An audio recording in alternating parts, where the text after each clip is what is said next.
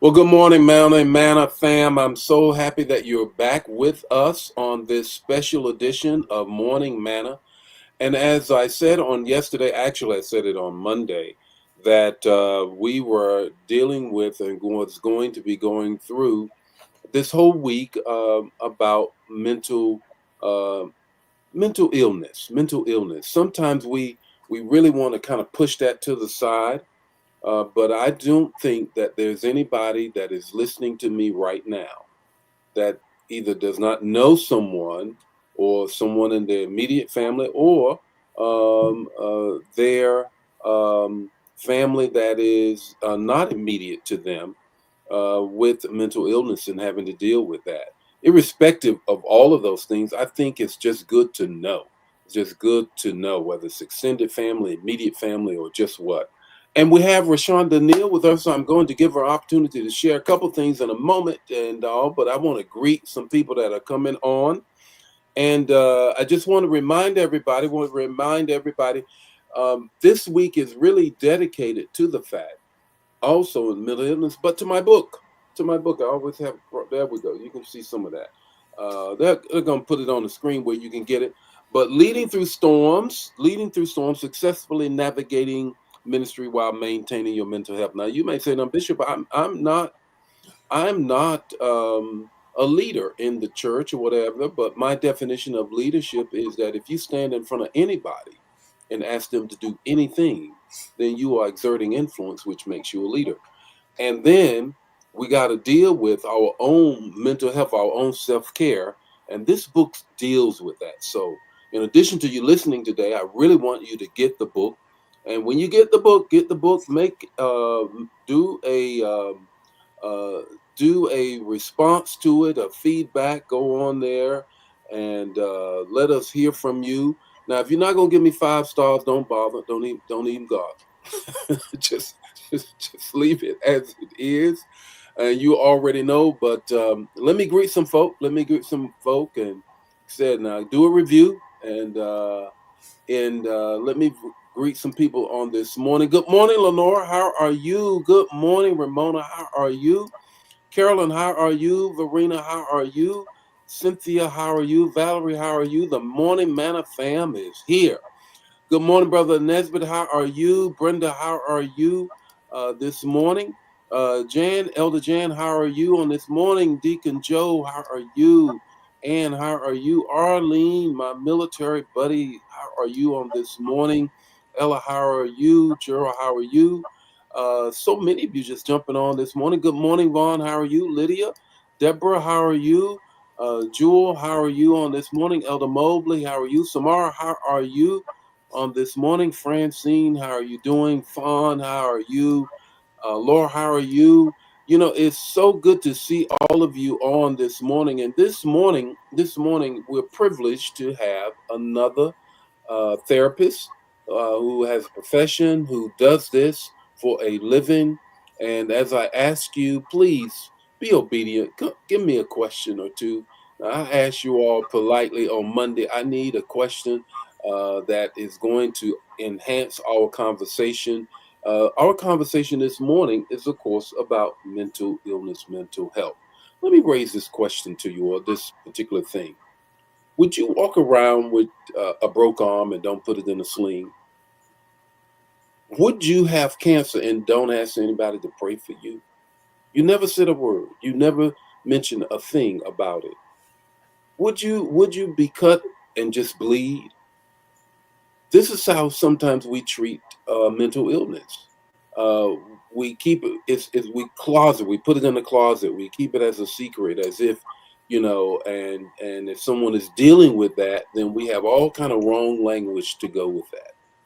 Well, Rashonda is going to help us with that and many other things. Welcome, Rashonda. How are you on this morning? Good morning, Bishop. I'm doing well. Thank you. Thank you for having me. Well, could you tell us a little bit about your practice before we get into our discussion and conversation? Sure. I'm a licensed professional counselor. The name of my practice is Transforming Lives Counseling Service, and I like to use the acronym TLC for it. I am licensed in Missouri and New Jersey fully, and licensed in Illinois if I choose to work under someone. So I've been in private practice now since 2017. Wow. Wow. Since 2017, 8 years. My God. How about that? Yes. What drew you into this profession? I think I have always had not I think, I know I have always had a heart for caring for people. I started off in human resources in my professional career, and then I transitioned to working with children and youth as a school counselor. And as a school counselor, I was still drawn more to the social, emotional, and mental aspect of the development of children. And so, again, my heart has always just been drawn towards helping people. And I decided to take the leap of faith back in 2017 to go out on my own in private practice. And God has truly blessed it. He's truly turned my misery into ministry now. Wow. Yes. Wow. Wow. Well, that is so good. And we're just honored that you're with us today. And we're going to talk about the weather alert, if you will. The book is broken up into four sections. It talks about, and yesterday we dealt with what do you do before the storm? The storm that we're referring to, of course, is the challenges in our mental health. And today it is weather alert. What did we do with respect to weather alert? Tomorrow is when you're in the storm. What do you do when you're in the midst of your mental health crisis or a family member or just something that is emotionally overwhelming? And then after you get through it, but weather alert. Now, we're in the St. Louis metropolitan area, as many of you know. And the sad news was confirmed by the mayor of St. Louis that by human error, they did not have the siren go off. The horn did not go off so that people could take cover for the tornado, the EF3 no less, that has ripped through uh, St. Louis. They were never alerted.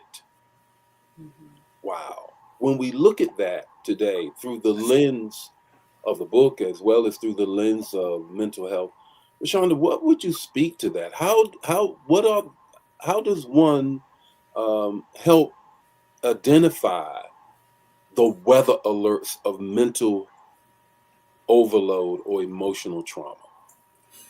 So this, the analogy or the example that you just mentioned is so timely, I think, because we are living through this right now in the metro area. And within ourselves, there are three areas that we really need to focus on in terms of paying attention and being aware of the signs that preclude a mental health crisis. And those are emotional signs, physical signs, and spiritual signs. So I just want to briefly kind of describe a little bit of the signs and the emotional. One of the biggest ones is what we call compassion fatigue. And this one is important, especially like for caregivers and leaders and people in ministry, people that are whose role is to serve others. And some of the symptoms that we typically see is just a overall exhaustion, physically, mentally, emotionally, from that care. And it's not that you don't care; it's really just because you have not rejuvenated and replenished your own nourishment emotionally in order to support others. So, other signs include you start to feel a detachment or a disconnect from the situations that you serve. There's also emotional dysregulation. You have trouble managing your emotions. Things that you normally would be able to handle now become overwhelming. You start to see changes in your mood, signs of depression, anxiety. And then you hear or you notice that you're starting to be triggered often. So, those are some just brief signs of emotional. Physical, we all know and we all have heard that stress does impact us physically. And that is so true. Chronic pain, headaches, tension in your body. It even impacts your immune system, believe it or not, Bishop.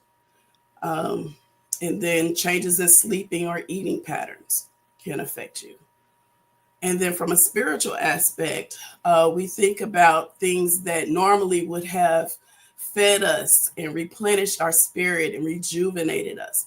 We find then that they are more, they feel like drudgery or task oriented. They no longer feed us. And so those are some signs and symptoms of warning signs that you are running into danger. Wow. That is man of fam, I hope you got that. I hope you put it in the chat area because we're going to talk a little bit about that compassion fatigue, exhaustion, detachment, struggling with managing one's emotion. Even spiritually, you can't now get the same food. It's not feeding you like it used to. Oh my goodness! And then triggers. You maybe you are snapping off on people and Exactly. that kind of thing. Those are that's an alert. That's a signal. That's a horn going off, huh? Absolutely. When it comes to triggers, we often hear that term. Sometimes I think it's overused. But what people often don't realize when they're saying that, they're actually saying that they possibly are still dealing with some unhealed trauma within themselves. And so when you are finding yourself triggered often, that's a place to explore. That's that warning sign going off. Like something in your life has not been dealt with and you haven't healed from. Wow.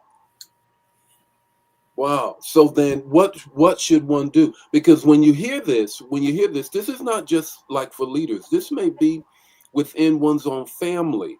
Uh, why I may retreat from the family gatherings Mhm. because of these kinds of peace. How then do you deal with this? How do you manage this? How do you come out of this? You see this now that you told me, Mhm. now what do I do?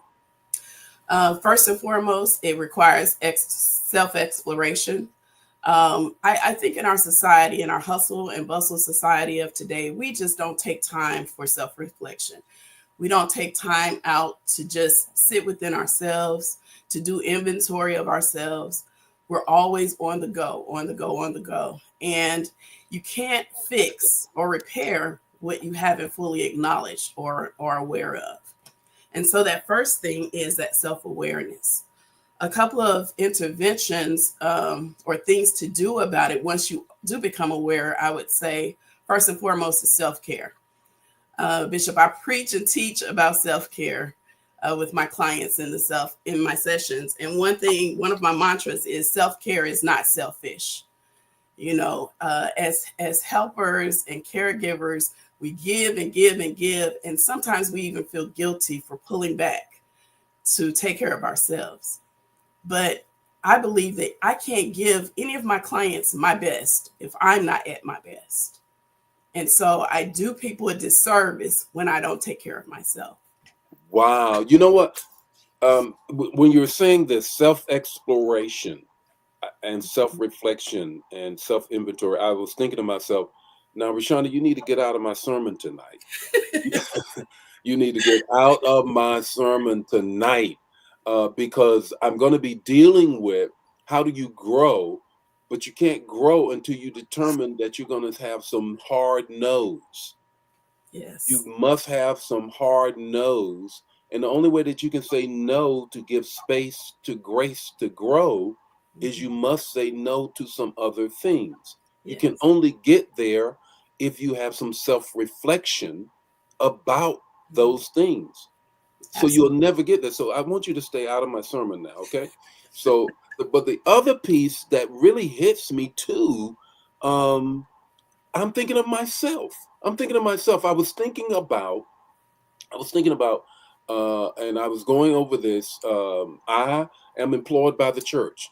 I know sometimes that's hard for people to understand. You're the founding pastor, but the church is on the business side of it. I'm employed by the church, and so I was looking at.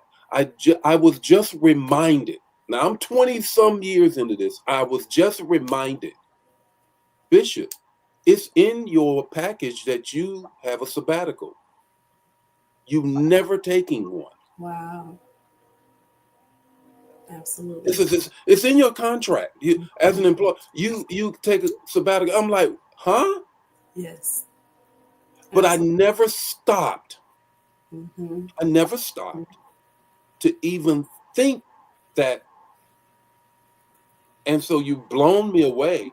So the intervention, can you get a little bit more into the intervention?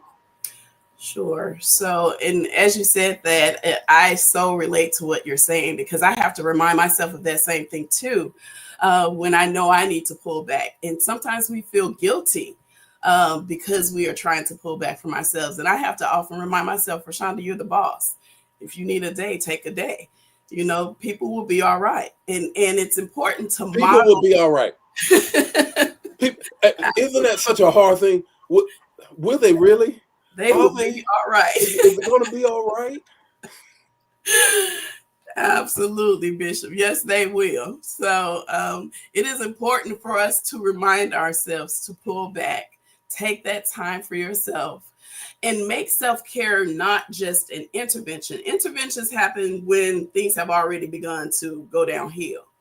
We want to use self care as a preventative measure. That means making it a daily part of your routine, of your day, of your week. It should just become a part of your life. And another thing about self care that I want to share is oftentimes when we think of self care, I often hear, especially from women, oh, I have my massage appointment, or I get my hair done, or my nails. And self care is just so much more than that. Those are the physical aspects of self care. Wait, now hold up.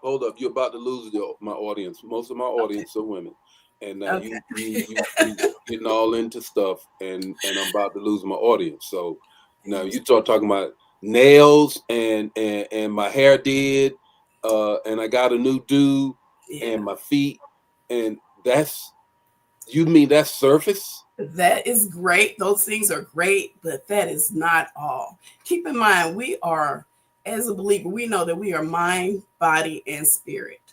And so self care has to touch on all of those aspects of our being. There is psychological, emotional self care, you know, talking to a therapist, being around and talking to people that you enjoy being around. That's social self care. You know, there's actually two professional self care. How are you developing yourself? How are you contributing to part of society? We hear all the time that so many people are on jobs that they absolutely hate. Why? Why? Part of your self care is So I discovering can eat. who you are. I'm sorry. So I can eat. That's why I'm on the job. That is true. That may be an immediate need. But how is it impacting you overall, though? You know, how is it? Are you fulfilling your purpose in life? That's spiritual self care. So we have to pay attention to all aspects of our being when it comes to self care and make it a part of our lives. Wow. So let's hit them again before we wrap it up. That's Mhm. spiritual self-care, professional self-care, personal self-care, physical self-care, And social. and social self-care. Yes. I've never broke those down like that. Hmm. Hmm. Minister Dagny, who's our producer, can you put those on the screen right quick? Ministers, let's do them Physical, again. physical self care, psychological, emotional self care, social self care, professional self care, and spiritual self care. Wow. Wow. Hmm. Another great self-care is for you to get this book and read it, but Absolutely. that will help you. Absolutely. That will Absolutely. certainly help you because I talk about my journey. I talk about the challenges, and I'm very, very transparent in it. It really, really ministered to me. I did not know how I felt about certain things until I really started delving into them. Hmm. Hmm.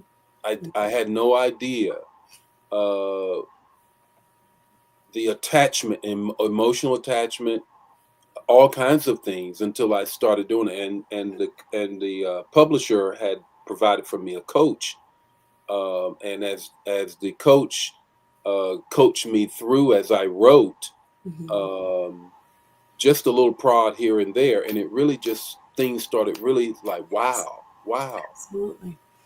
That's that self reflection and Yes, with that yourself. self-reflection and self-exploration was just Absolutely. off the chain for me. Absolutely. But at any rate, Manna fam, like I said, I want you to do this, and please, please, please, the therapists that are coming on this week, I want you to make sure that you support them.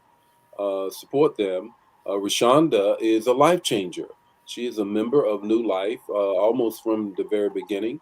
Her and her whole family, and we just bless God that she did it. And she's also on contract at the church.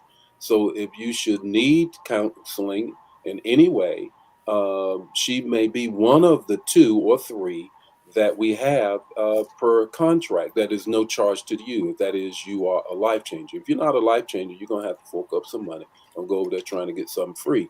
But uh, but at any rate, we really want to do that. Want to also give you this opportunity, Rashonda, if you would. The last thing here is this: what's the one thing you want our Morning Manna fam to know about mental health? What's the one thing? The one thing that I really would like for everyone to know about mental health is there is no shame in seeking help. There is absolutely no shame. And we know that, especially in the Black community, there has been a long time stigma about seeking mental health services. But the more we normalize this, as you said, Bishop, earlier, if your arm was broken, you would go to the doctor for a sling. We need to normalize seeking mental health services. And that's the one thing that I will want to leave with people. There's no shame in it at all. There's no shame in that at all. And so I thank God for you, Rashawn. I thank God for all the Morning Manna fam. Now, Morning Manna fam, you already know, be obedient, share. Y'all the greediest group I ever ministered to. You don't share. You just eat all the manna up for yourself. So make sure that you share it today. And we're going to have more of this tomorrow. We're going to have more of this tomorrow. If this bless you, bless somebody else. If you are a life changer, make sure there's noonday prayer today. There's the word tonight. Chef prepared meal before the word. I got a word for you on tonight. Trust and believe. I'm going to bring it. Crave the right flame. Crave the right flame. You better come and get it. Thank you so much, Rashonda. Thank you Thank you, so Bishop, very for much. having me. See you on tomorrow. All right.